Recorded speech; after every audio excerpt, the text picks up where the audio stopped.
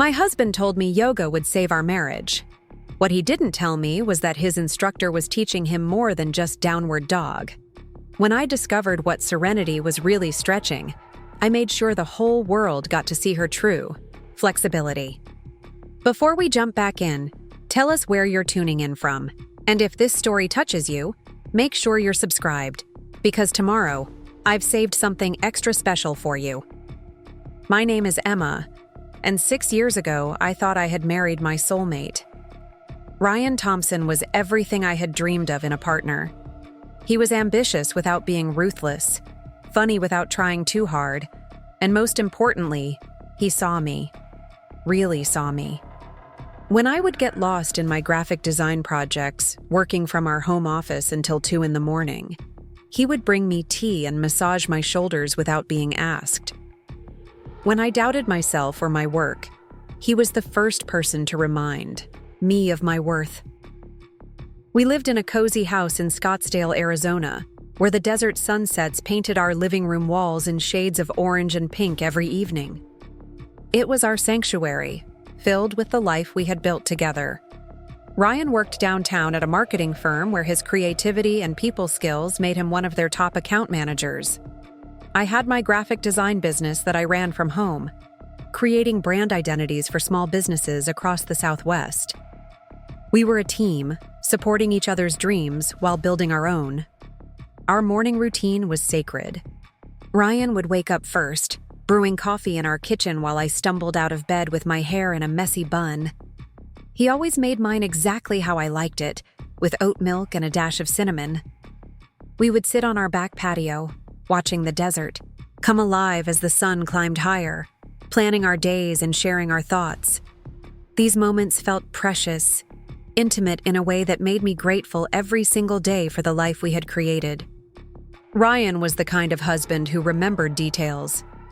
He knew that I preferred dark chocolate over milk chocolate, that I got anxious before client presentations, and that I needed at least 30 minutes of silence in the morning before I could handle real conversation.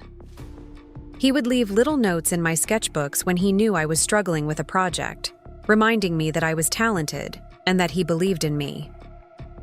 On difficult days, he would order Thai food from my favorite restaurant and set up a movie night without me having to ask. We weren't the couple that needed constant adventure or expensive vacations to feel connected. Our love lived in the small moments. Saturday mornings at the farmer's market, where Ryan would buy me sunflowers just because they made me smile. Evening walks through our neighborhood, where we would point out houses we liked and dream about renovating our own someday. Lazy Sunday afternoons when we would both work on our laptops in the living room, content just to be in each other's presence. Ryan had always been health conscious, but not obsessively so. He went to the gym a few times a week, ate relatively well, and enjoyed an occasional beer on the weekends. He was naturally athletic, the kind of person who could pick up any sport and be decent at it within a week. But he had never shown any interest in yoga, meditation, or anything that fell under the wellness umbrella. In fact, he used to gently tease me when I would try guided meditation apps, calling them overpriced nap time. Our physical relationship was comfortable and satisfying. We knew each other's bodies, understood each other's rhythms.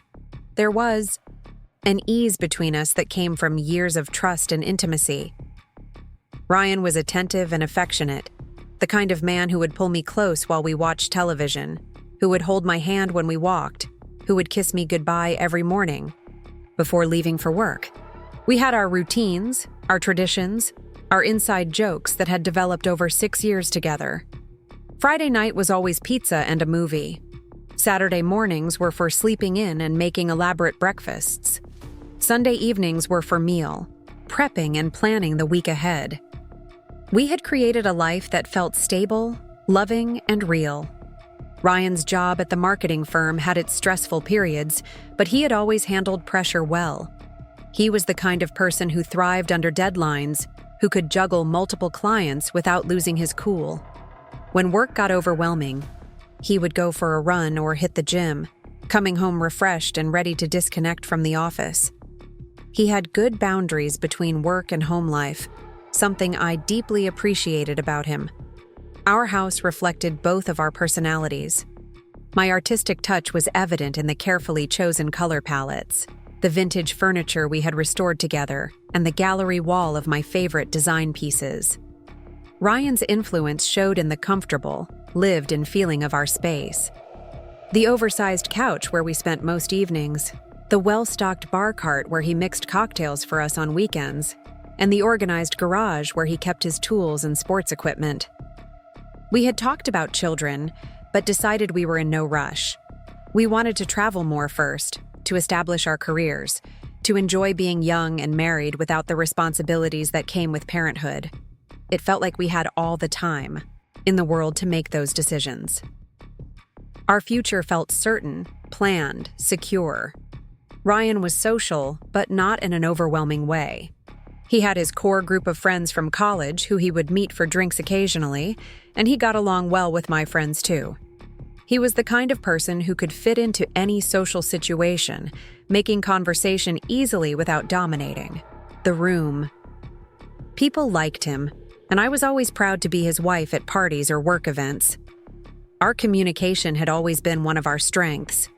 We could disagree without fighting, discuss problems without blame, and support each other through difficult times. Preparing and narrating this story took us a lot of time, so if you are enjoying it, subscribe to our channel. It means a lot to us. Now back to the story. When I had struggled with a particularly demanding client the year before, Ryan had listened patiently every evening as I vented my frustrations. When his company had gone through layoffs and he was worried about job security, I had helped him update his resume and practice interview questions, even though ultimately he didn't need to look for new work. We split household responsibilities fairly, something that had never been a source of conflict between us. Ryan handled most of the cooking because he genuinely enjoyed it, while I took care of the cleaning and organizing. He managed our finances and investments, while I handled our social calendar and gift-giving. We complemented each other naturally, filling in each other's gaps without keeping score. The desert landscape around Phoenix had become part of our identity as a couple. We loved hiking the trails around Camelback Mountain, watching the sunrise from South Mountain, and exploring the small towns scattered throughout Arizona. Ryan had proposed to me at sunset on a hiking trail, getting down on one knee as the sky turned brilliant shades of red and gold behind him. It was perfect, intimate, exactly what I had hoped for without ever telling him my expectations. Our wedding had been small but meaningful, held at a botanical garden in Scottsdale with our closest family and friends. We had written our own vows, promising to support each other's dreams, to communicate honestly, and to never stop choosing each other every single day. Looking back now, I remember how confident Ryan had sounded when he spoke those words, how certain he seemed about our future together. In the months leading up to when everything changed, I had felt secure in our relationship. We had been talking about renovating our kitchen, planning a trip to Europe for our 7th anniversary, and discussing the possibility of me expanding my business to include web design services. Ryan had been encouraging about all of it, offering to help with research and planning. He seemed invested in our shared future, excited about the goals we were setting together. I had no reason to doubt him, no reason to question the foundation we had built. Ryan had never given me cause to worry about his faithfulness. He didn't have a wandering eye, didn't flirt with other women, didn't have a history of cheating in previous relationships. He was steady, reliable, the kind of man who came home when he said he would, and meant what he said. Our sex life was healthy and consistent. We made time for intimacy despite our busy schedules, and Ryan was always attentive to my needs and responsive to my desires. There was no indication that he was unsatisfied or looking elsewhere for physical connection. If anything, I thought we were in one of the best phases of our relationship, comfortable with each other but still passionate. The trust between us felt unshakable. Ryan had the passwords to all my accounts, and I had access to his. We shared everything, from our deepest fears to our silliest thoughts. He knew about my insecurities regarding my work, my complicated relationship with my mother, and my dreams of someday having a studio space outside our home. I knew about his career ambitions, his worry about living up to his father's expectations, and his secret love of reality television that he would never admit to his friends. Looking back, I realize how completely I had trusted him, how thoroughly I believed in the life we were building together, how certain I felt that Ryan and I were on the same team, working toward the same goals, committed to the same vision of our future. That trust, that certainty, that absolute faith in our partnership was what made what happened next so devastating. But in those final months of normalcy, I was blissfully unaware of what was coming. I went to sleep every night next to the man I loved, woke up every morning grateful for our life together, and moved through my days with the confidence that comes from being deeply loved and completely secure. I had no idea that the foundation I thought was so solid was already beginning to crack, or that the man I trusted with my whole heart was about to shatter it completely. Ryan Thompson was my husband, my partner, my best friend, and the person I thought I would grow old with. In just a few months, he would become a stranger, and I would discover that sometimes the people we trust most are the ones capable of hurting us in ways we never thought possible. It started with a conversation I should have paid more attention to. Ryan came home from work on a Tuesday evening in March, loosening his tie as he walked through the front door. I was in the kitchen, chopping vegetables for dinner, when he mentioned that his colleague Tom had been raving about this new yoga studio downtown. Apparently, it's changed his whole outlook on life, Ryan said, grabbing a beer from the refrigerator. He's lost weight, sleeping better, says his stress levels are completely manageable now. I looked up from the cutting board, surprised. Tom was known around Ryan's office for his skepticism about anything that wasn't backed by hard data and spreadsheets. The idea of him embracing yoga seemed completely out of character. Tom? Really? I asked, sliding the chopped carrots into a bowl. The same Tom who said meditation was just expensive daydreaming? Ryan laughed, taking a long sip of his beer. I know, right? But he's been going for 3 months now and swears it's the best decision he's ever made. Says his productivity at work has doubled, and his wife barely recognizes him. The conversation moved on to other topics, but something about Ryan's tone stuck with me. There was an interest there, a curiosity that seemed unusual for someone who had always been perfectly content with his traditional gym routine. I pushed the thought aside, focusing on dinner and the client presentation I had the next morning.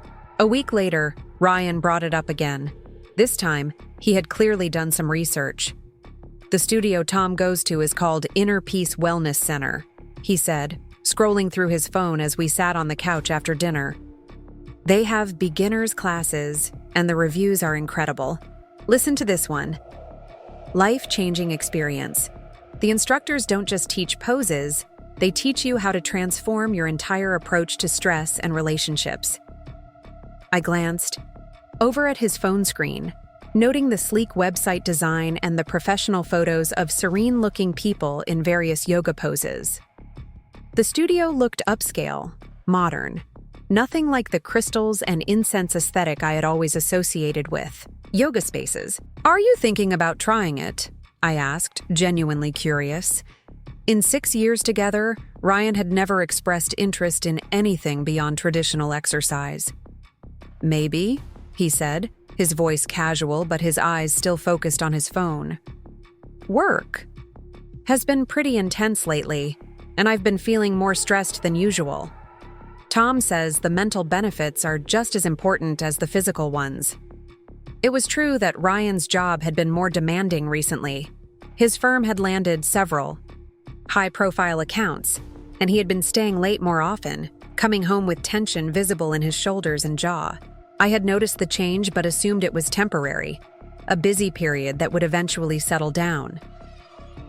I think that sounds great, I said, meaning it.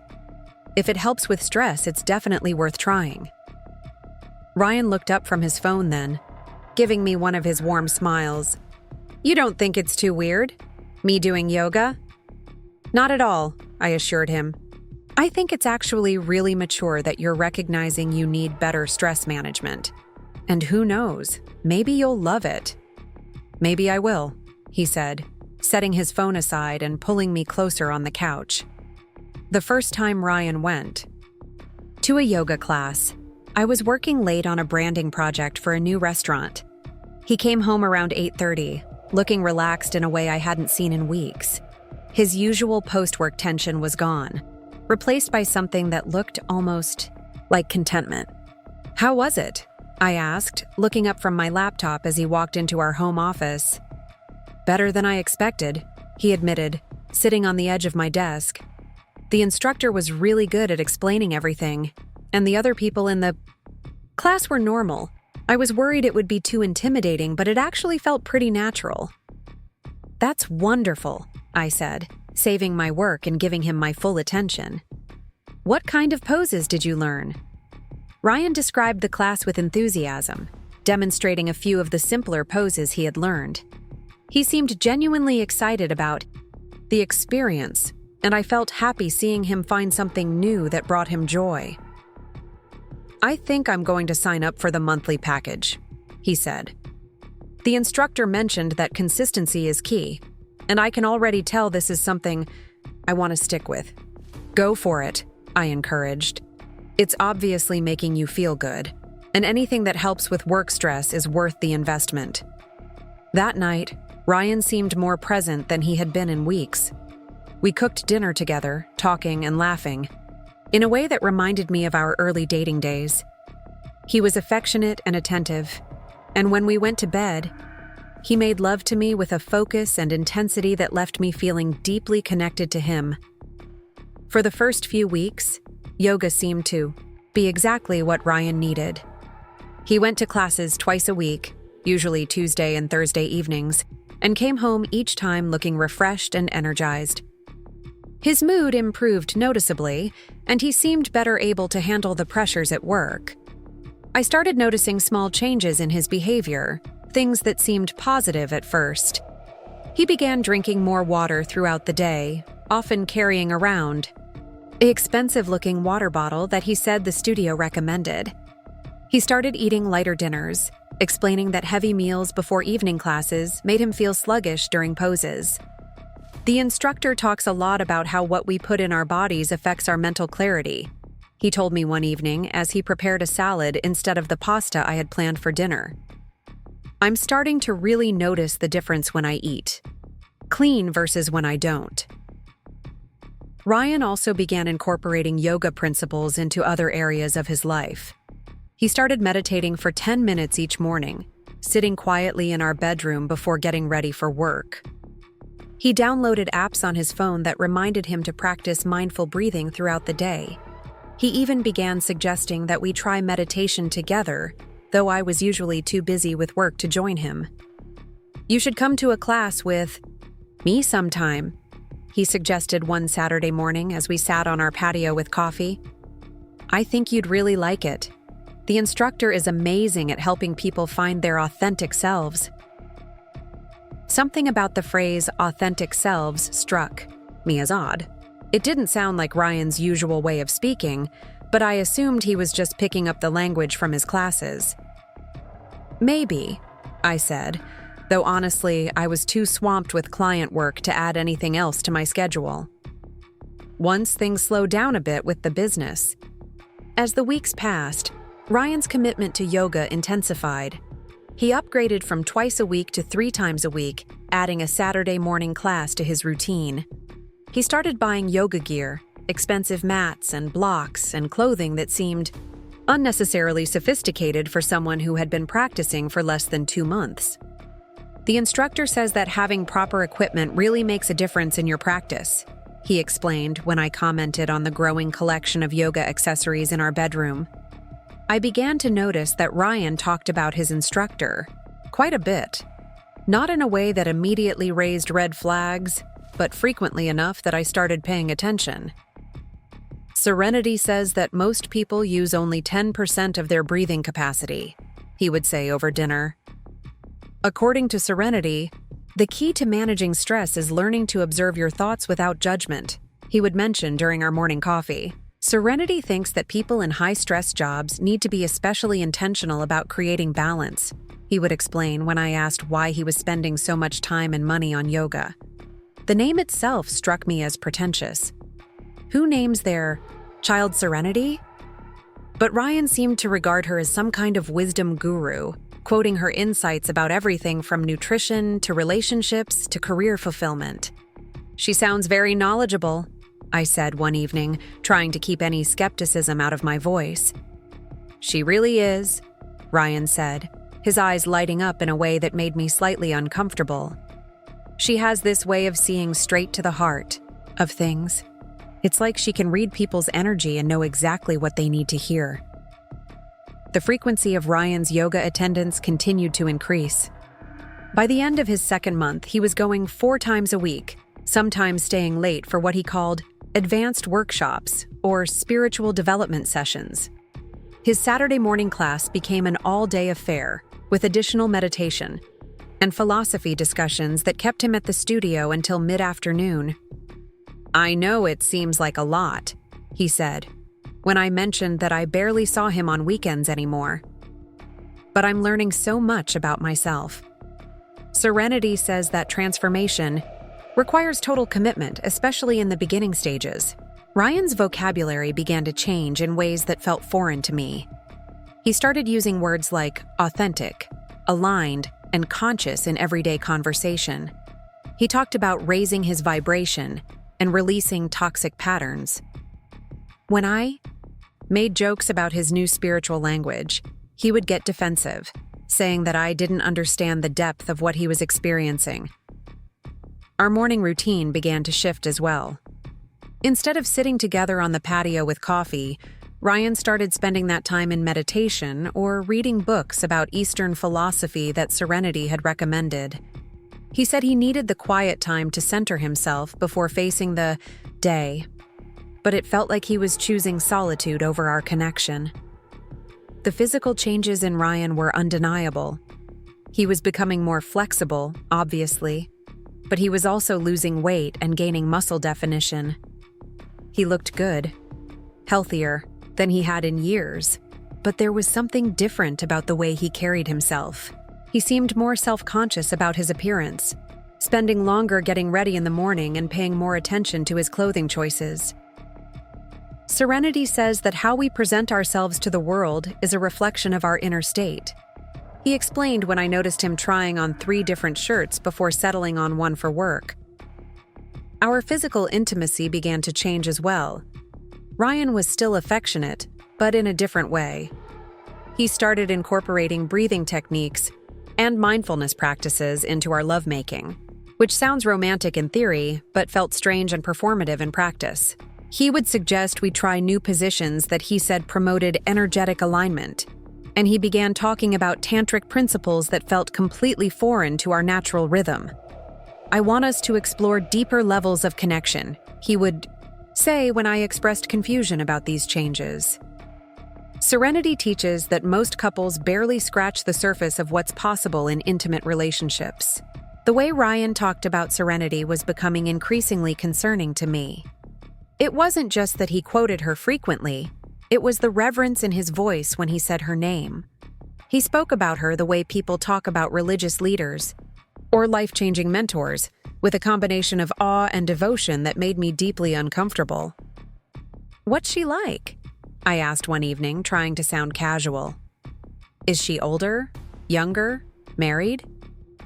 "She's probably around 30, Ryan said, and I noticed that he had answered immediately without having to think about it. "And she's not married. She says that traditional relationship structures can limit spiritual growth, so she's chosen to focus on her practice and her students." Something cold settled in my stomach at that response. The way Ryan knew her age so precisely, the way he seemed to have thought deeply about her relationship status, the admiration in his voice when he talked about her unconventional choices about marriage and commitment. I started paying closer attention to Ryan's behavior after yoga classes. He would come home energized in a way that seemed almost euphoric, talking rapidly about the insights he had gained and the breakthroughs he had experienced.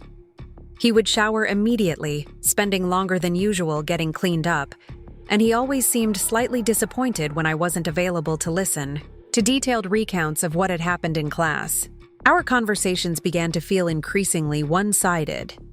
Ryan would talk extensively about his yoga practice, his spiritual development, and the wisdom he was gaining from Serenity's teachings.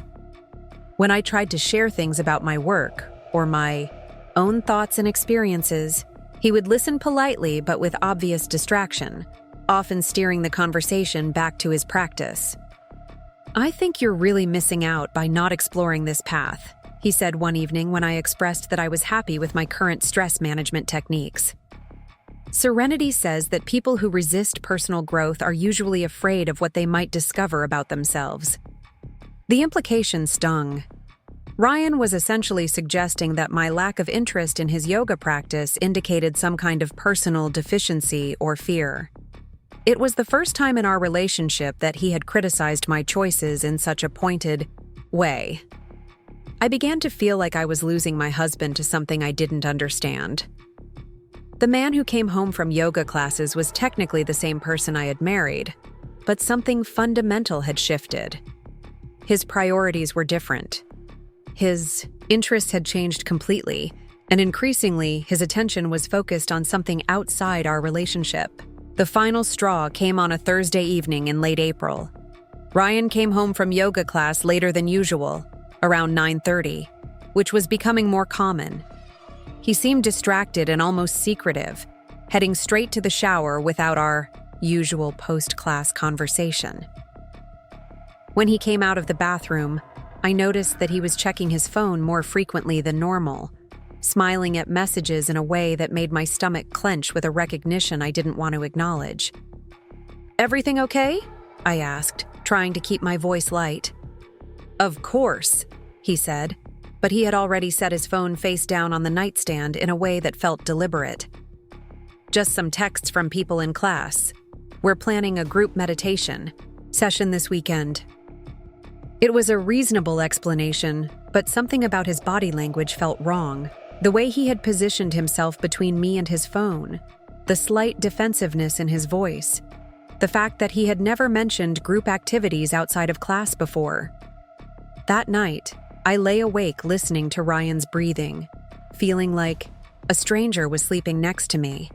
The man I had loved for 6 years was disappearing, being replaced by someone whose priorities, interests, and loyalties seemed to lie elsewhere. I couldn't shake the feeling that yoga had become more than just exercise or stress relief for Ryan. It had become an obsession, and increasingly, I suspected that obsession had less to do with spiritual growth and more to do with the woman who was teaching him. The decision to follow Ryan came to me on a Saturday morning in early May. He had left for what he called an intensive workshop at the studio, claiming it would run from 9 in the morning until 4 in the afternoon. As I watched his car pull out of our driveway, something inside me snapped. I couldn't continue living with this growing sense of unease, this feeling that my husband was slipping away from me one yoga class at a time. I had never been the type of woman who checked up on her partner. The thought of spying on Ryan would have horrified me just months earlier, but desperation had a way of changing even the most fundamental aspects of who I thought I was. I waited 30 minutes after he left, then got dressed and drove downtown to Inner Peace Wellness Center. The studio was located in a trendy part of Phoenix, surrounded by organic cafes and boutique shops that catered to the health-conscious crowd. The building itself was modern and sleek, with floor-to-ceiling windows and minimalist signage that screamed expensive. I parked across the street, feeling ridiculous and ashamed but unable to turn back. Through the large windows, I could see people moving through yoga poses in what appeared to be a bright, airy studio space. I couldn't make out individual faces from my distance, but I could see that the class was much smaller than I had imagined. Maybe 8 or 10 people, which meant Ryan would be easily visible to whoever was leading the session. After about an hour, the class seemed to end.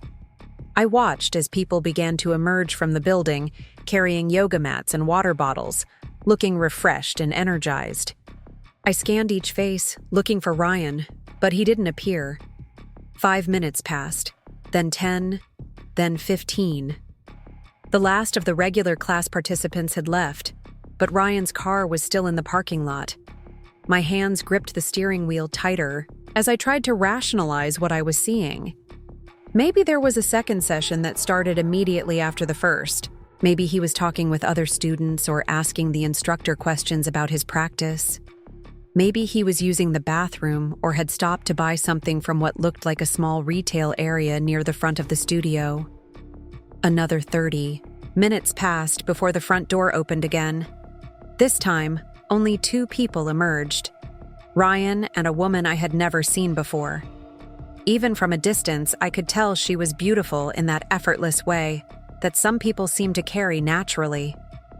She was tall and lean, with long blonde hair that caught the sunlight as she moved. She was wearing fitted yoga pants and a sports bra that showed off a perfectly toned midriff, and she moved with the kind of grace that suggested years of dance or athletic training. What made my stomach drop wasn't her appearance, though. It was the way Ryan was looking at her.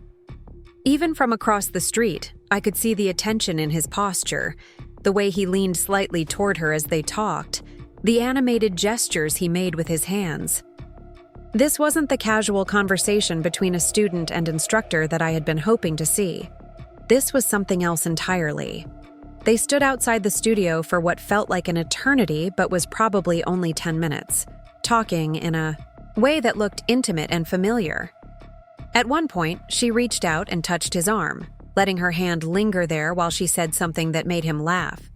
The sound of his laughter carried across the street, and I recognized it as the genuine, delighted laugh he used to reserve for me.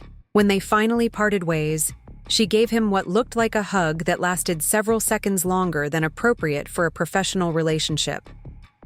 Ryan stood watching her walk to her car, a sleek white BMW that probably cost more than made in 6 months. He didn't get into his own car until hers had disappeared around the corner. I sat in my car for another 20 minutes after Ryan left, my mind racing with questions and possibilities I didn't want to consider. Who was she? Was this Serenity, the instructor Ryan quoted so frequently? What had they been talking about for over an hour after class ended? Why had their goodbye looked so much like the way lovers part after spending time together? The drive home felt surreal. I kept replaying what I had witnessed, trying to find innocent explanations for what I had seen. Maybe she was just a naturally affectionate person. Maybe Ryan had been asking detailed questions about improving his practice. Maybe I was reading too much into a perfectly innocent interaction between a dedicated student and a knowledgeable teacher. But even as I tried to rationalize what I had witnessed, I knew in my heart that something was wrong. The woman I had seen with Ryan wasn't just his yoga instructor. She was someone who knew him well enough to touch him casually, someone who could make him laugh in a way that suggested shared jokes and private understanding. She was someone beautiful enough and compelling enough to explain the dramatic changes in my husband's behavior over the past few months. When Ryan came home that afternoon, I watched him carefully, looking for signs of deception or guilt. He seemed normal, maybe even more relaxed than usual, as he described the workshop he claimed to have attended. He talked about breathing techniques and meditation practices, about insights into stress management and personal growth. His story was detailed and convincing, but I found myself analyzing every word, looking for inconsistencies or gaps that might reveal the truth. How many people were in the workshop? I asked casually, testing whether his story matched what I had observed. About 12, he said without hesitation. Serenity keeps the advanced sessions small so she can give everyone individual attention. So the woman I had seen was indeed Serenity. The name finally had a face, and that face was exactly what I had feared it would be. Young, beautiful, confident, and clearly very interested in my husband. What's she like as a teacher? I pressed, trying to sound genuinely curious rather than suspicious. Ryan's face lit up in a way that confirmed my worst fears. She's incredible, he said, settling onto the couch next to me. She has this ability to see exactly what each person needs, you know? She can read your energy and know whether you need to be pushed harder or given more support. And she's not just teaching yoga poses, she's teaching life philosophy, how to live authentically, how to break free from limiting beliefs, how to create the life you really want. The admiration in his voice was unmistakable. This wasn't how someone talks about a fitness instructor or even a respected teacher. This was how someone talks about a person they're falling in love with. Over the next few days, I found myself watching Ryan with new eyes. I noticed how he smiled when checking his phone, how he seemed to have more energy on days when he had yoga classes, how he talked about Serenity's teachings with the enthusiasm of someone sharing exciting secrets. I noticed that he had started using phrases and concepts that sounded like they came directly from her, as if he was channeling her voice even when she wasn't around. I began to pay attention to his schedule more carefully, noting that his yoga classes were lasting longer and longer. What used to be 90-minute sessions were now lasting 3 or 4 hours. When I asked about the extended time, Ryan always had explanations that sounded reasonable on the surface, but felt rehearsed when I thought about them later. Serenity offers private consultations after group classes, he explained when I mentioned that he seemed to be at the studio for much longer than a typical class would require. She's helping me work through some personal blocks that are affecting my practice. What kind of blocks? I asked, genuinely curious about what problems my husband thought he needed to work through. Mostly around authenticity and vulnerability, Ryan said, using those words that had become so common in his vocabulary. She says I have a pattern of hiding my true self behind people-pleasing behaviors, and it's limiting my spiritual growth. The irony wasn't lost on me. If Ryan was hiding his true self from anyone, it was from me. But apparently he felt comfortable being vulnerable and authentic with a woman I had never met, a woman who was teaching him that his marriage might be holding him back from becoming his best self. I decided I needed more information. If I was going to confront Ryan about what I suspected, I needed evidence beyond my own observations and intuitions. I needed to understand exactly what was happening between him and Serenity, and I needed proof that would be undeniable if I was right about what was going on. My first step was researching Inner Peace Wellness Center online. The studio's website was professionally designed and filled with information about their philosophy, class, schedules, and instructor profiles. Serenity's bio included a professional headshot that confirmed she was indeed the woman I had seen with Ryan. According to her profile, she was 29 years old, had been teaching yoga for 6 years, and specialized in transformational practices that help students discover their authentic selves and create aligned relationships. The language in her bio was filled with the same buzzwords Ryan had been using recently. She offered private sessions focused on breaking through, limiting beliefs, releasing toxic patterns, and embracing radical authenticity. Her approach combined traditional yoga with what she called consciousness coaching, designed to help people step into their power and create the life they truly desire. Reading her bio, I began to understand how someone like Ryan might be drawn to her teachings. Her philosophy seemed to validate the idea that people could transform themselves, that they could become better versions of who they were by letting go of old patterns and embracing new ways of being. For someone dealing with work stress and midlife uncertainty, her message would be incredibly appealing. But what concerned me most was a section of her bio that discussed her views on relationships. According to the website, Serenity believed that many people remain in relationships that no longer serve their highest good, and that true spiritual growth sometimes requires the courage to release connections that keep us small. She offered specialized sessions for people navigating relationship transitions and helped clients honor their truth even when it means making difficult choices. It sounded like relationship coaching disguised as spiritual guidance. It sounded like she was actively encouraging her students to question their commitments and consider whether their current relationships were compatible with their personal growth. It sounded like exactly the kind of philosophy that might convince a married man that his wife was holding him back from his full potential. I spent hours reading testimonials from her students, looking for clues about her methods and effectiveness. Many of the reviews mentioned dramatic life changes, career transitions, and relationship shifts that had resulted from working with her. People talked about finding the courage to leave unfulfilling jobs, ending friendships that no longer served them, and making bold decisions about their romantic lives. One testimonial particularly caught my attention. Serenity helped me realize that I had been living my life according to other people's expectations instead of my own truth. With her guidance, I found the strength to end a relationship that was keeping me from growing. It was the hardest thing I've ever done, but also the most liberating. I'm finally living authentically, and I owe it all to her wisdom and support. Reading that, I felt sick to my stomach.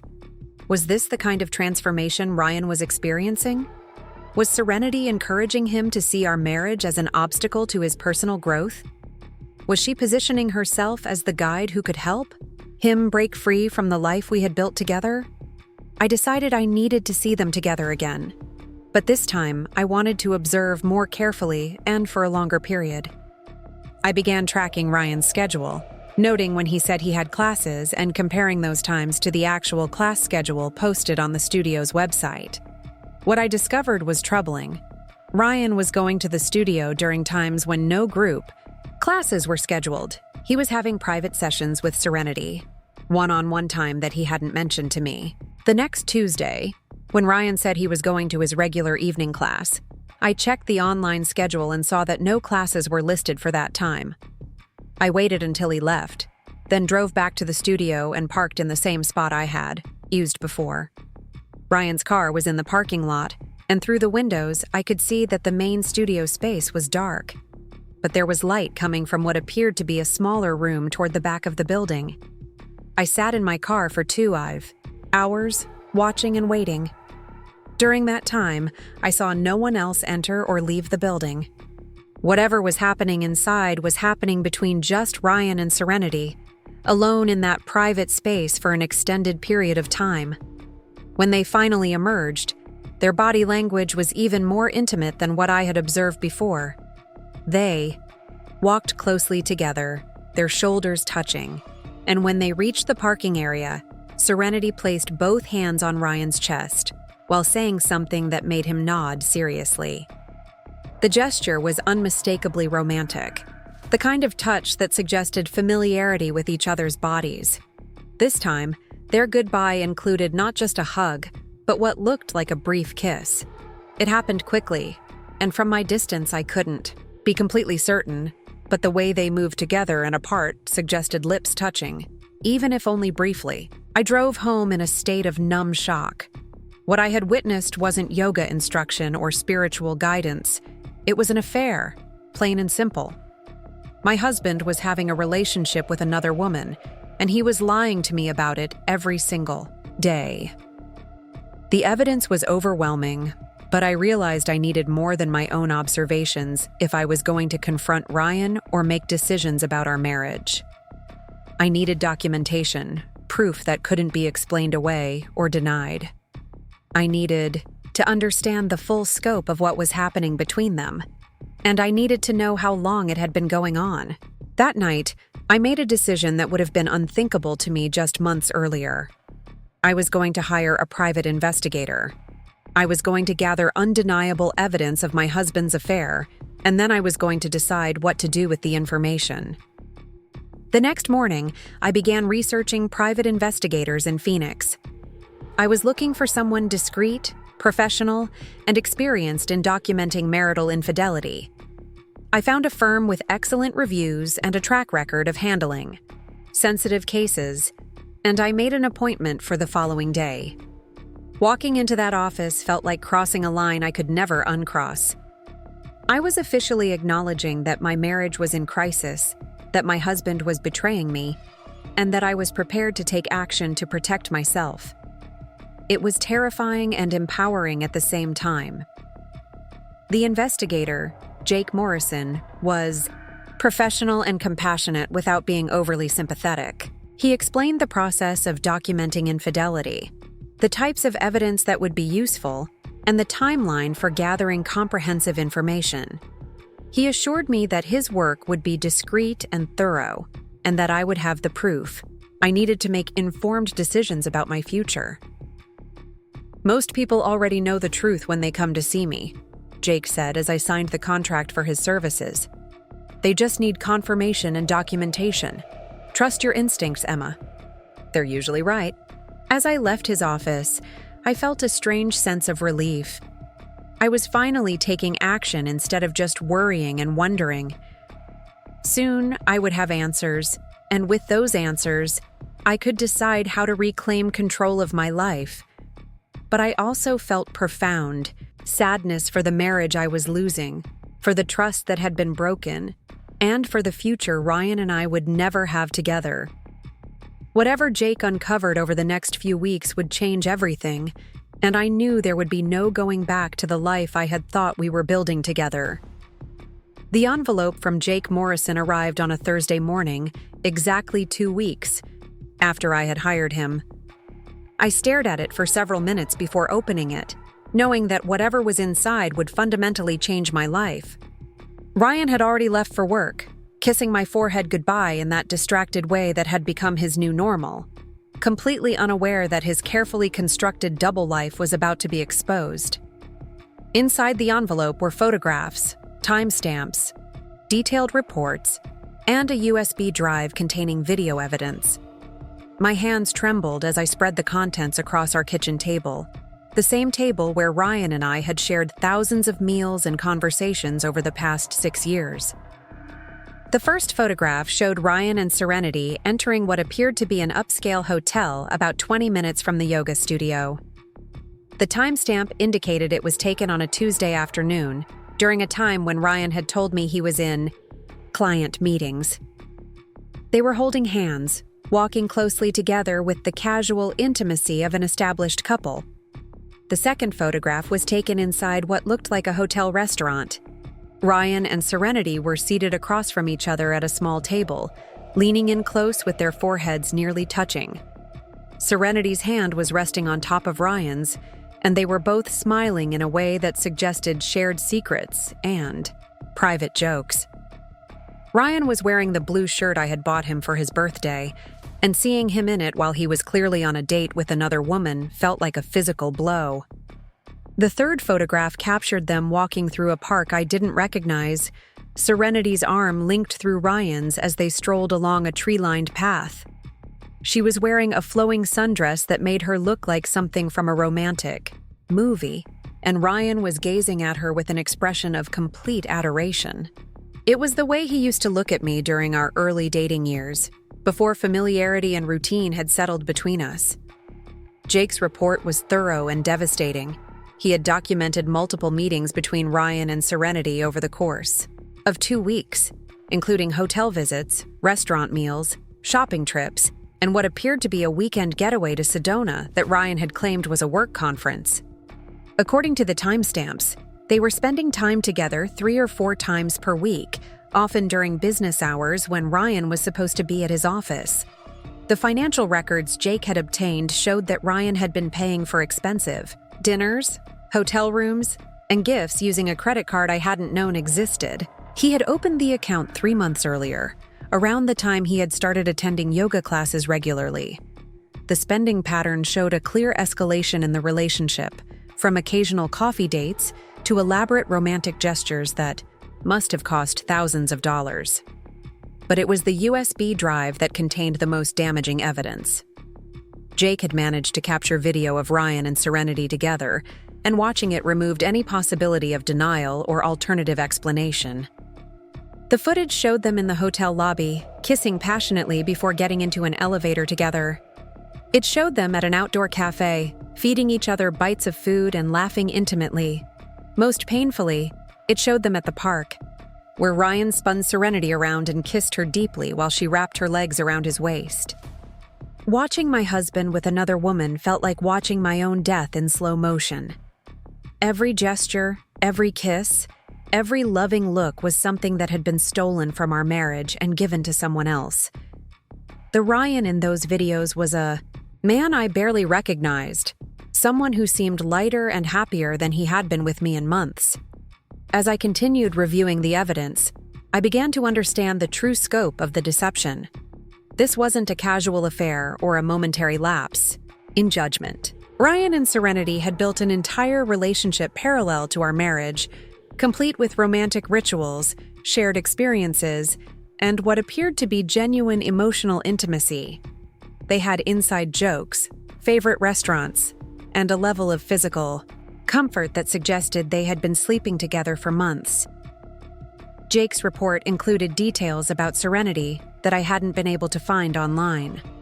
She lived in an expensive apartment in downtown Phoenix, drove a car that cost more than most people's annual salary, and maintained a lifestyle that seemed far beyond what a yoga instructor should be able to afford.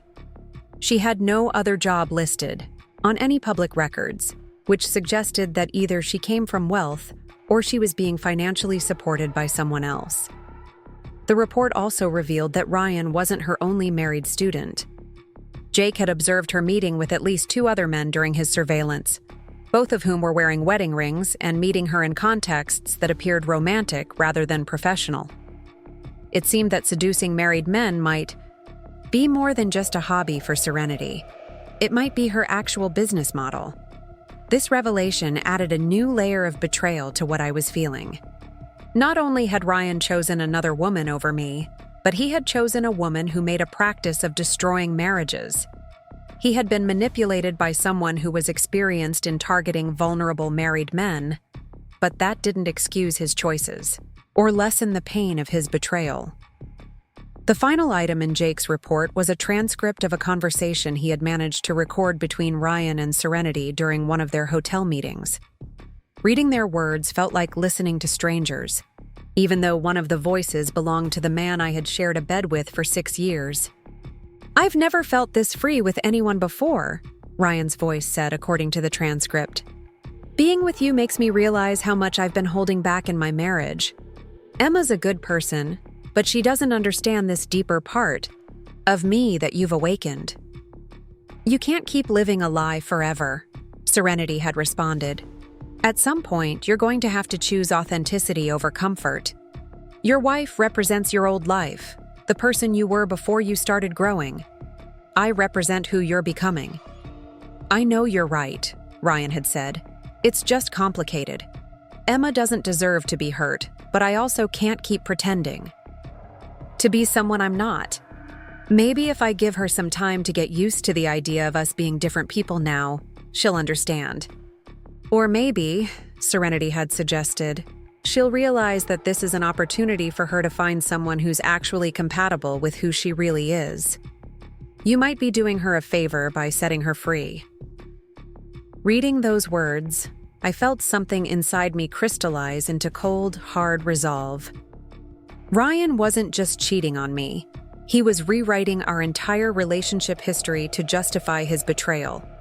He was portraying our marriage as something that had been limiting him, preventing him from being his authentic self, when the truth was that he had simply chosen to stop putting effort into our relationship and start putting it into someone else. The conversation transcript revealed that they had been discussing how and when Ryan would leave me. They had talked about him gradually distancing himself until I would be the one to bring up separation, making it seem like a mutual decision rather than an abandonment. They had planned for him to continue lying to me for months while they solidified their relationship, using our home and our marriage as a safety net while he explored his options with her. But what made me angriest was Serenity's suggestion that leaving me would somehow be a favor to me, as if I should be grateful to be discarded so I could find someone better. The arrogance and manipulation in her words revealed exactly what kind of person she was, and it made me furious that my husband had been so easily influenced by someone so calculating and cruel.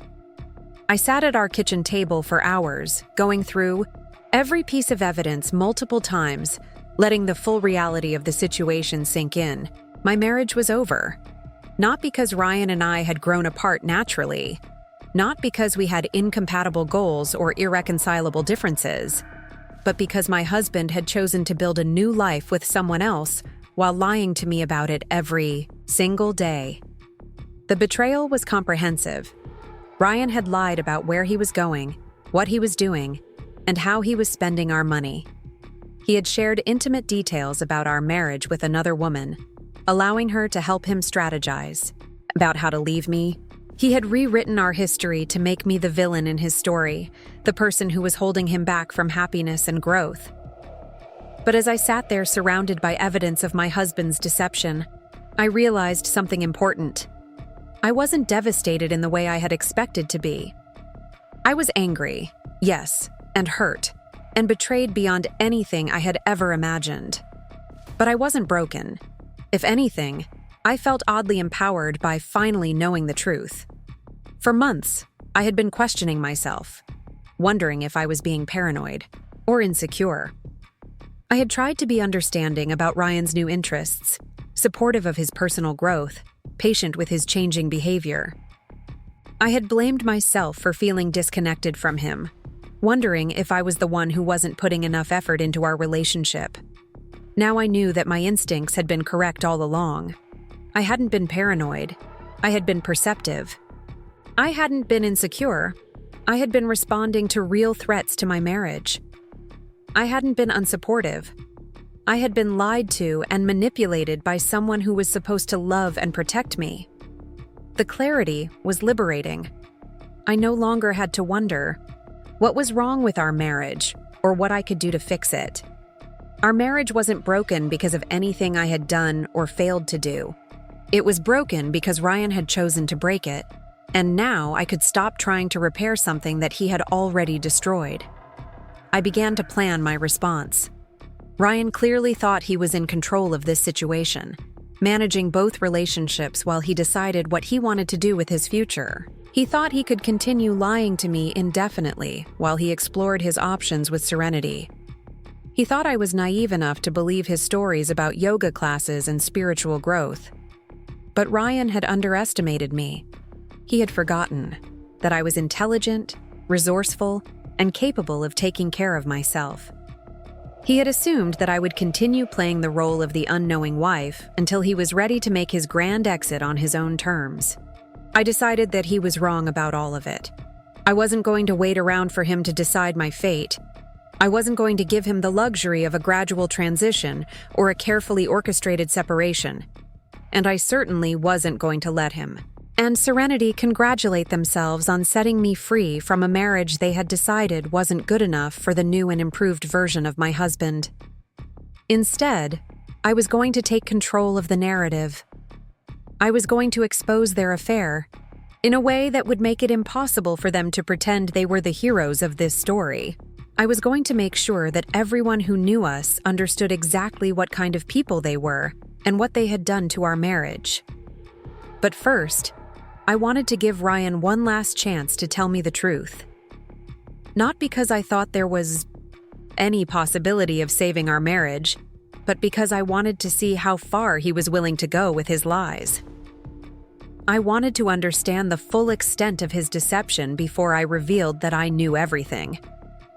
That evening, when Ryan came home from what he claimed was a late meeting, but which I now knew was probably a dinner date with Serenity, I greeted him normally. I asked about his day, listened to his fabricated stories about work projects and client demands, and behaved exactly as I had been behaving for months. "How was yoga class yesterday?" I asked casually as we sat on the couch after dinner. "Great," Ryan said, not missing a beat. Serenity introduced some new breathing techniques that really helped with stress relief. "I'm feeling more centered than I have in years." "That's wonderful," I said, marveling at how easily the lies came to him. "She sounds like an amazing teacher." "She really is," Ryan agreed, and I could hear the genuine affection in his voice. "I'm lucky to have found someone who understands how to guide personal transformation. Not everyone is ready for that kind of growth, you know?" The implication was clear. I was someone who wasn't ready for personal growth. someone who couldn't understand the profound changes he was experiencing. It was exactly the narrative that Serenity had fed him, and he was repeating it to my face, without a trace of guilt or self-awareness. "Maybe I should meet her sometime," I suggested, watching his reaction carefully. For just a moment, Ryan looked panicked. His eyes widened slightly, and he shifted uncomfortably on the couch before recovering his composure. "I don't think that's necessary," he said quickly. "She's pretty protective of her students' privacy. She doesn't really do social mixing between her practice and people's personal lives." Another lie, delivered smoothly but betrayed by his body language. Ryan didn't want me to meet Serenity because he knew that seeing us together would make the reality of his deception impossible to hide. "Of course," I said, nodding as if his explanation made perfect sense. "I understand completely." But I didn't understand, and I wasn't going to pretend anymore. Tomorrow, I would begin executing my plan to expose their affair and reclaim control of my life. Ryan and Serenity thought they were playing a sophisticated game where they held all the cards, but they were about to discover that I had been holding the winning hand all along. The plan came to me fully formed as I lay awake that night, staring at the ceiling while Ryan slept peacefully beside me. He had no idea that his world was about to crumble, that the careful house of lies he had built was about to collapse around him. As I listened to his steady breathing, I felt a cold satisfaction settling in my chest. He had chosen to play games with my life, and now it was my turn to play. I started by creating a fake social media account under the name Madison Kelly, using photos I found online of an attractive woman in her early 30s. The profile was carefully crafted to appeal to someone like Serenity, young, spiritual, interested in wellness and personal growth. I filled it with posts about yoga retreats, meditation practices, and inspirational quotes about authenticity and transformation. Within hours, I had built a believable digital identity that would serve as my entry point into Serenity's world. My research into Serenity's online presence had revealed that she was extremely active on social media, constantly posting about her philosophy, her classes, and her lifestyle. She had thousands of followers who hung on her every word, treating her like a guru who held the secrets to enlightened living. Her Instagram account was filled with perfectly curated photos of her in exotic yoga poses, inspirational quotes overlaid on sunset backgrounds, and videos of her teaching classes to devoted students. But what I found most interesting were her stories about relationships and authenticity. She regularly posted about the importance of releasing toxic connections, following your heart even when it meant making difficult choices, and honoring your truth regardless of social expectations. Reading her posts, I could see exactly how she had convinced Ryan that leaving me was a noble act of personal growth rather than a selfish betrayal. Using my fake account, I began engaging with her content, liking her posts and leaving thoughtful comments that demonstrated my supposed alignment with her philosophy. Within a few days, she had followed me back and begun responding to my messages. I was careful to build the relationship slowly, positioning myself as someone who was struggling with relationship issues and seeking guidance about how to live more authentically. "I've been following your content for a while now, and your posts about authentic relationships really speak to me," I wrote in a direct message. "I'm going through a difficult time with my partner, and I'm starting to realize that maybe we've grown in different directions. Do you offer private consultations for people who are navigating relationship transitions?" Her response was immediate and enthusiastic. "I absolutely do. It sounds like you're exactly where you need to be in your journey. Sometimes the universe brings us challenges that are actually opportunities to step into our power. I'd love to set up a session to explore what authentic living might look like for you." The ease with which she took the bait told me everything I needed to know about her methods. She wasn't a legitimate wellness professional helping people improve their relationships. She was a predator who targeted people in vulnerable moments and convinced them that destruction was actually transformation. We scheduled a video call for the following week, which would give me time to prepare the next phase of my plan. While I was building my fake relationship with Serenity, I was also documenting everything about Ryan's continued deception. I installed tracking software on our shared computer that would show me exactly what websites he visited, what emails he sent, and what messages he exchanged. I was building a comprehensive record of his lies that would serve multiple purposes in the weeks to come. The tracking software revealed the true extent of Ryan's double life. He was in constant communication with Serenity throughout the day, exchanging messages that ranged from romantic declarations to practical planning about their future together. They had discussed apartment hunting, vacation destinations, and even the possibility of Serenity relocating to be closer to him once he completed his transition. Reading their messages was like discovering an alternate reality where I didn't exist. Ryan wrote to her about his dreams and goals as if our shared plans meant nothing. He talked about wanting to travel the world, start his own business, and live a more adventurous lifestyle, conveniently forgetting that we had discussed all of these things together and decided to pursue them as a couple after establishing more financial security. In one particularly revealing exchange, Serenity had written, "I can't wait until you're free to be your authentic self full-time.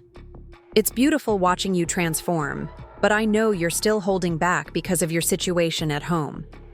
Once you're able to release that connection, you'll discover parts of yourself you never knew existed." Ryan had responded, "You're right, of course.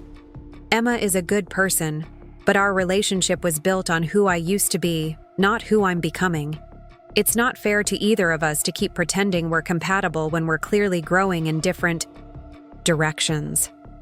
I just need to find the right way to help her understand that this is better for both of us." The arrogance of his message made my blood boil. He was rewriting our entire relationship history, portraying me as someone who had somehow failed to evolve alongside him, when the truth was that he had simply decided to pursue someone else and was looking for ways to justify his betrayal. He was treating our marriage like an outdated contract rather than a sacred commitment, something to be discarded when it no longer served his immediate desires. But what made me angriest was his assumption that I would passively accept whatever narrative he chose to impose on our separation. He clearly believed that I was naive enough to buy his story about personal growth and incompatibility, that I would grateful accept his decision to set me free from a marriage he had decided wasn't good enough for the new version of himself. The day of my video consultation with Serenity arrived, and I was thoroughly prepared. I had created a detailed backstory for my fake identity, complete with relationship history and specific concerns that would make me an appealing target for her manipulation. I wore minimal makeup and chose clothing that made me look younger and more vulnerable than my actual age. I had practiced expressing uncertainty and emotional confusion, knowing that these qualities would trigger her predatory instincts. The video call took place in what appeared to be Serenity's home office, a perfectly decorated space filled with crystals, plants, and inspirational artwork. She looked exactly as I remembered from my surveillance, beautiful and polished in a way that seemed effortless but was clearly carefully maintained. When she spoke, her voice had a hypnotic quality, soft and soothing, but with an underlying confidence that suggested she was accustomed to being listened to and obeyed. "Tell me about what's happening in your relationship," she said after a few minutes of small talk. "What's making you feel like something needs to change?" I launched into my prepared story about feeling disconnected from my partner, sensing that we had grown apart, and wondering if staying together was preventing both of us from becoming our authentic selves. I made sure to use the language I had seen in her posts, talking about energy alignment and spiritual compatibility in ways that would resonate with her philosophy.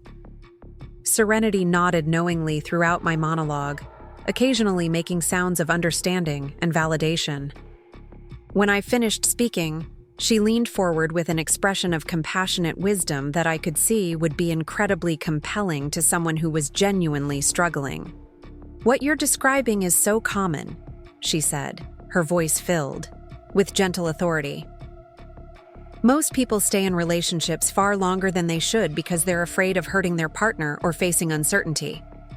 But what they don't realize is that by staying in a connection that no longer serves their highest good, they're actually preventing both people from finding their true happiness. She continued for several minutes, explaining her philosophy about authentic living and the courage required to make difficult but necessary changes. Her words were carefully chosen and expertly delivered, designed to make someone feel empowered about making selfish choices.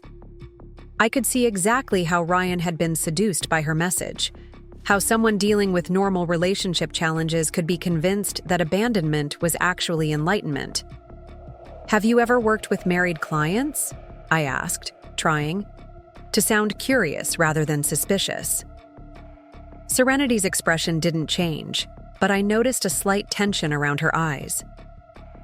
"I work with people from all different situations," she said carefully. "Marriage is just one type of relationship structure, and it's not always the healthiest one for personal growth.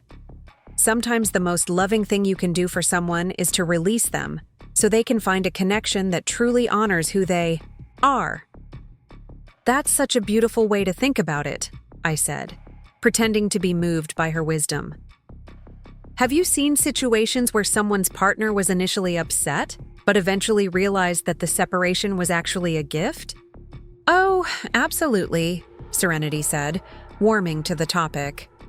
"I've guided several clients through relationship transitions, and while there's often initial resistance from the other person, most people eventually come to understand that they're being given an opportunity to find something better. The key is approaching it with compassion and clarity about your truth."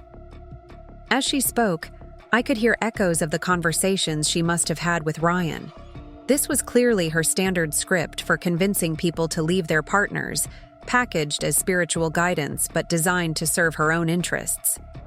She was selling relationship destruction as personal empowerment, and she was very good at it. "I have to ask," I said, leaning forward as if sharing a confidence. "Have you ever found yourself personally attracted to a client? I mean, if you're helping someone discover their authentic self and they're going through this beautiful transformation, it seems like that could create a special kind of connection." For the first time in our conversation, Serenity looked genuinely uncomfortable. She shifted in her chair and took a moment before responding, clearly choosing her words carefully.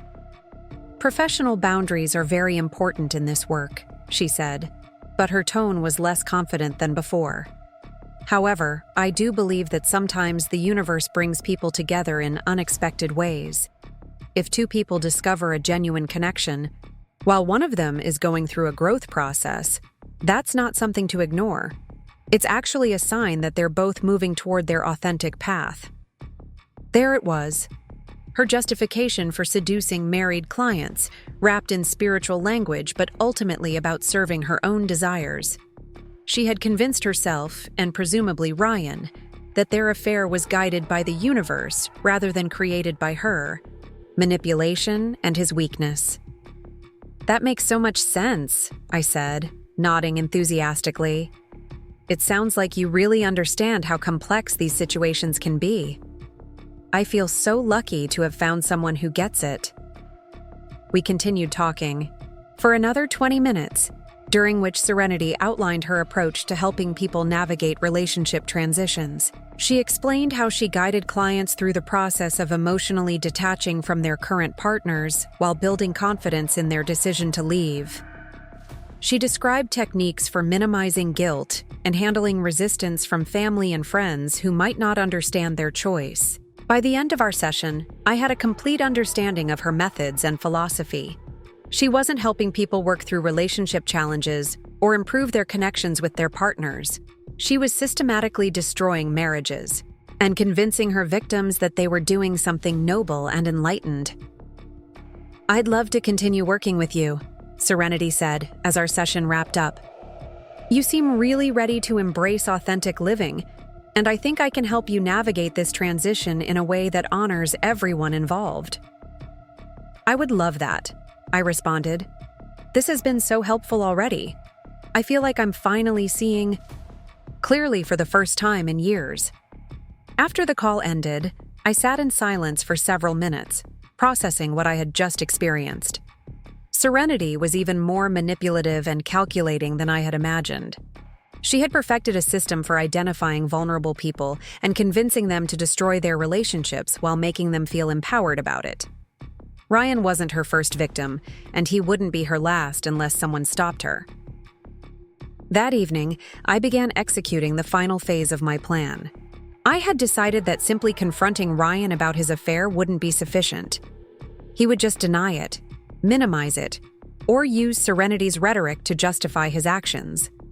Instead, I was going to expose both of them in a way that would make it impossible for them to continue their manipulation and deception. I started by creating a comprehensive document that included all of the evidence Jake had gathered: screenshots of Ryan's messages with Serenity, financial records showing his secret spending, and transcripts of my conversation with Serenity. I organized everything chronologically to tell the complete story of their affair and her predatory business practices. Next, I researched Serenity's professional credentials and business registrations. What I discovered was illuminating. She had no formal training in counseling, therapy, or relationship coaching. Her yoga certification was legitimate, but she had no qualifications to be providing the kind of guidance she was offering to vulnerable people. She was essentially practicing therapy without a license, which was illegal in Arizona. I compiled this information along with evidence of her pattern of targeting married clients and submitted a formal complaint to the state licensing board. While she couldn't lose credentials she didn't have, the investigation would create an official record of her unethical practices and potentially prevent her from obtaining legitimate credentials in the future. But my real masterpiece was what I planned to do with her social media presence. Serenity had built her reputation on authenticity and spiritual wisdom, presenting herself as someone who could guide others toward enlightened living. Her thousands of followers trusted her guidance about relationships and personal growth, not knowing that she was systematically destroying marriages for her own benefit. I created a detailed exposé that would reveal the truth about her methods and philosophy. Using the evidence I had gathered and the recordings of our consultation, I documented how she targeted married clients, convinced them to leave their partners, and positioned herself as their salvation from unfulfilling relationships. I showed how her spiritual language was just packaging for predatory behavior, and how her success stories were actually tales of manipulation and destruction.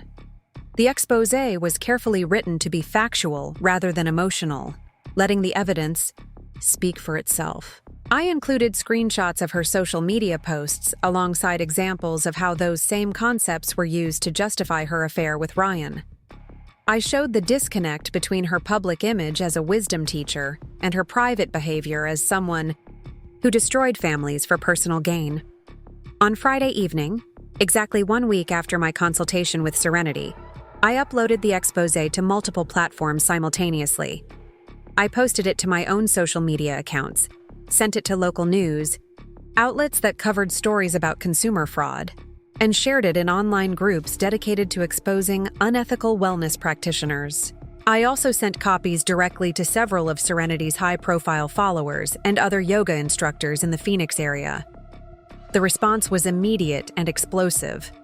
Within hours, the post had been shared hundreds of times, with people adding their own comments about similar experiences with unethical wellness practitioners.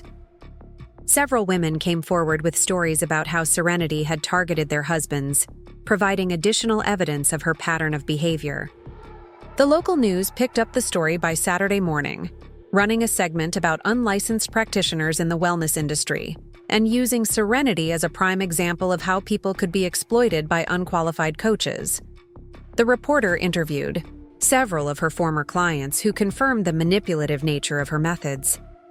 By Sunday, Serenity's social media accounts had been flooded with negative comments, and her follower count was dropping rapidly. Several businesses that had partnered with her for workshops and retreats announced they were severing their relationships. The Inner Peace Wellness Center released a statement distancing themselves from her methods and announcing that they were reviewing their instructor policies. Throughout this entire weekend, Ryan remained blissfully unaware of what was happening. He was so focused on managing his double life that he hadn't checked social media or news outlets. When he left for what he claimed was a yoga class on Sunday morning, I knew he was walking into a trap of his own making. I didn't have to wait long for the explosion. Around noon, my phone started ringing with Ryan's number. I let it go to voicemail, then listened to his panicked message. "Emma, call me back right away. Something crazy is happening and I need to talk to you. Please, this is important."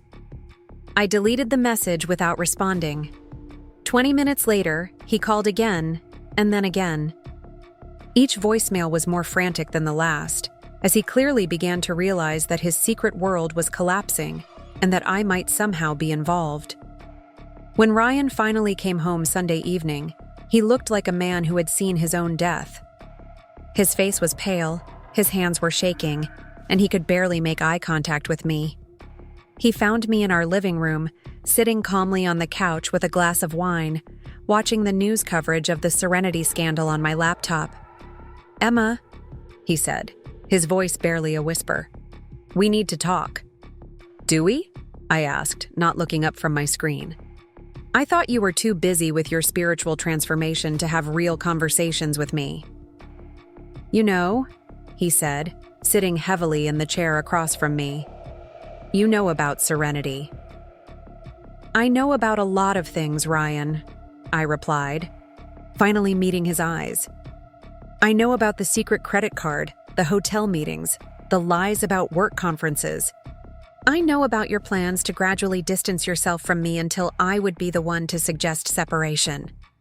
I know about how she convinced you that leaving me would actually be doing me a favor." Ryan's face crumpled as he realized the full extent of what I had discovered. "Emma, please let me explain. It's not what you think. Serenity helped me realize that we had grown apart, that we weren't really compatible anymore. I was trying to find a way to talk to you about it that wouldn't hurt you." "By having an affair?" I asked, my voice deadly calm. "By spending our money on another woman? By planning your exit strategy with someone who makes a living destroying marriages?"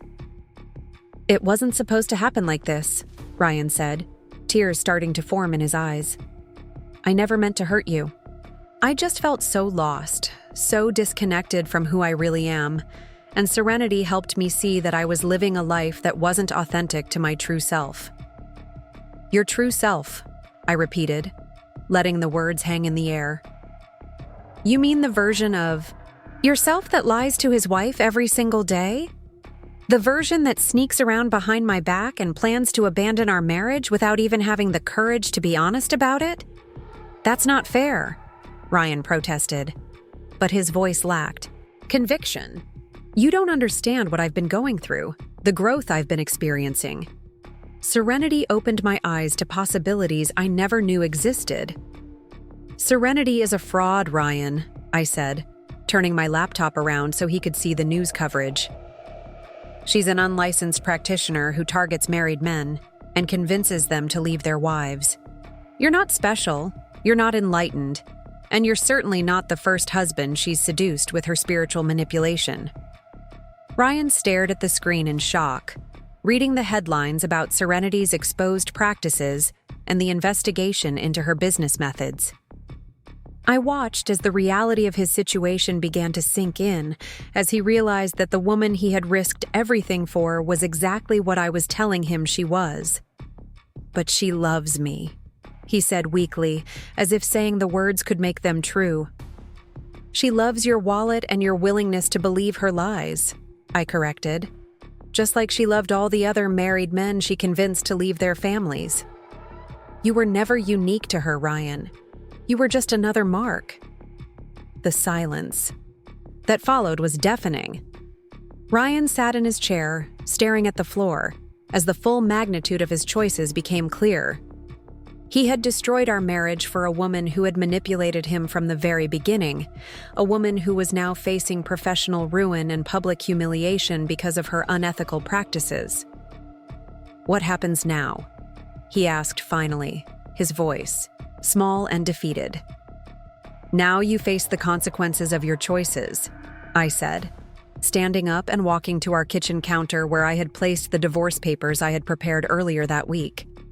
I'm filing for divorce and I'm keeping the house. You can explain to your family and friends why our marriage ended. You can figure out where you're going to live now that Serenity's reputation is destroyed, and she's probably going to be leaving town. You can deal with the fact that everyone who knows us will understand exactly what kind of person you really are. Emma, please, Ryan said, following me into the kitchen. I know I made mistakes, but we can work through this. I can cut contact. With Serenity, I can go to counseling. I can do whatever it takes to fix this. You can't fix this, Ryan, I said, handing him the divorce papers. You didn't make mistakes. You made choices. You chose to lie to me every single day for months. You chose to spend our money on another woman. You chose to plan your exit from our marriage without even having the decency to be honest about what you were doing. Those aren't mistakes. They're betrayals, and they're unforgivable. But I love you, he said desperately. I never stopped loving you. I just got confused, got caught up in something that felt exciting and new. It doesn't mean our marriage has to end. You don't love me, Ryan, I said, my voice steady and certain. You love the security I provided while you explored other options. You love having a backup plan in case your affair didn't work out. But you don't love me because people who love each other don't do what you did. Ryan broke down completely, then crying in a way I had never seen from him before. He begged me to reconsider, promised he would do anything to make things right, swore that he would spend the rest of his life making up for what he had done. But his tears felt manipulative, rather than genuine, another attempt to control the narrative and avoid taking full responsibility for his actions. I want you out of the house by the end of the week, I said, unmoved by his emotional display. You can take your clothes and personal items, but everything else stays here.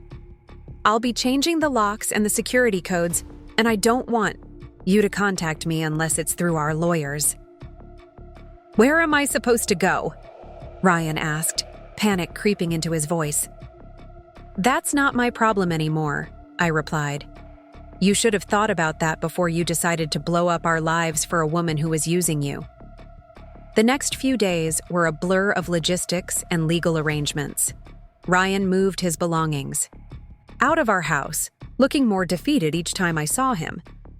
He tried several more times to engage me in conversations about reconciliation, but I remained firm in my decision. Our marriage was over, and no amount of pleading or promising would change that.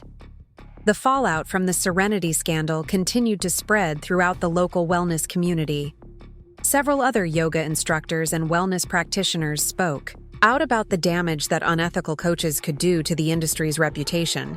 The Inner Peace Wellness Center implemented new policies requiring background checks and proper credentials for all instructors. Serenity herself disappeared from social media entirely and, according to sources, left Phoenix altogether. Her reputation was so thoroughly destroyed that she would never be able to operate in the wellness industry again, at least not under her real name. The investigation into her practices was ongoing, and there was talk of potential criminal charges related to fraud and practicing therapy without a license. As for Ryan, the personal and professional consequences of his choices continued to mount. Word of the affair and divorce spread through our social circle, and most of our mutual friends sided with me once they understood what had really happened. His reputation at work suffered when his colleagues learned about his involvement with Serenity and the financial deception he had engaged in. While he didn't lose his job, his prospects for advancement were severely damaged.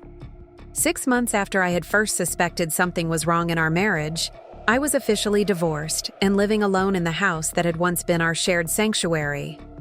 At first, the silence felt overwhelming, but gradually I began to appreciate the peace that came with knowing I could trust my own perceptions and make decisions based on truth rather than lies.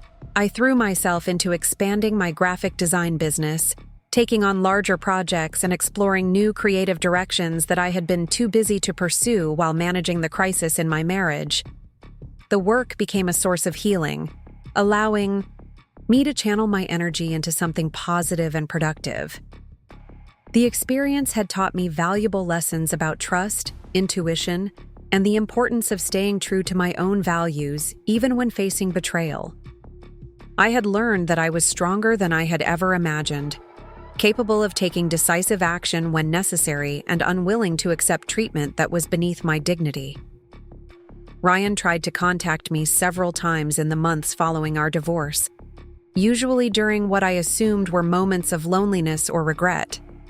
I never responded to his messages, having no interest in relitigating our failed marriage or providing comfort to someone who had shown such disregard for my feelings and well-being.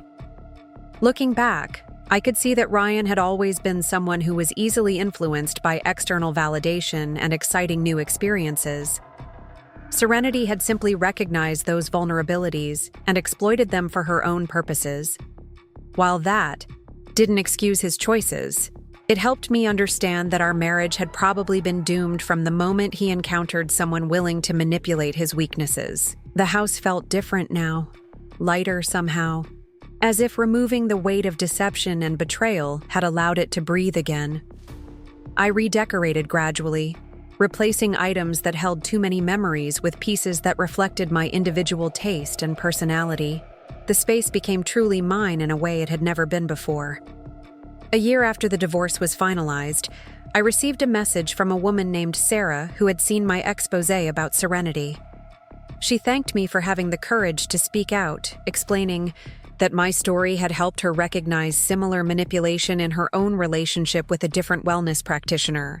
She had ended that relationship before it could destroy her marriage, crediting my experience with saving her family. Reading her message, I felt a deep sense of satisfaction that went beyond personal vindication.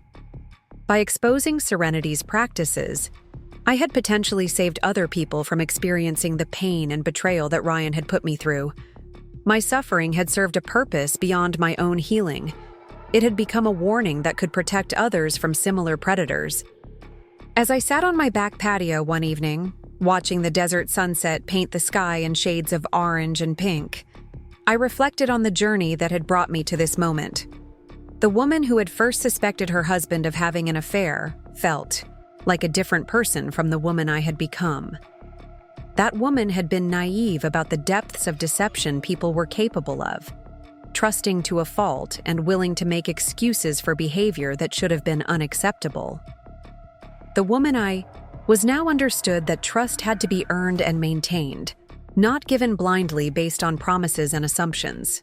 I had learned to trust my own instincts and to act decisively when my well-being was threatened. I had discovered that I was capable of surviving betrayal and emerging stronger, wiser, and more self-reliant than before.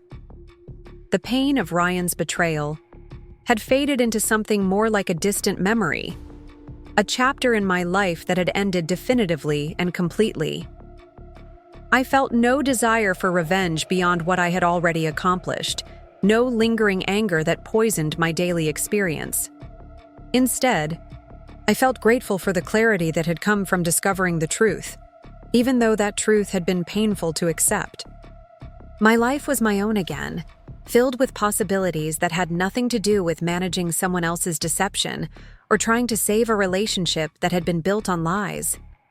I was free to pursue my goals, explore new interests, and build connections with people who valued honesty and authenticity. The future stretched ahead of me like an open road, and for the first time in years, I was excited to see where it would lead. Ryan had thought that yoga would save our marriage, but what it actually did was reveal the kind of person he truly was beneath the facade he had presented to me for 6 years. Serenity had thought she could manipulate vulnerable people without consequences, but she had underestimated the power of one woman who refused to be victimized silently. In the end, they had both learned that actions have consequences, that lies eventually come to light, and that the people we hurt are often stronger and more resourceful than we assume. They had discovered that authenticity isn't about following your desires regardless of who gets hurt. It's about being honest about your intentions and taking responsibility for your choices. As the stars began to appear in the darkening sky, I raised my wine glass in a silent toast to the woman I had become and the life I was building on my own terms. The chapter that had included Ryan and his betrayal was closed forever, and I was ready to write the next one entirely for myself. Up next, you've got 2 more standout stories right on your screen. If this one hit the mark, you won't want to pass these up. Just click and check them out.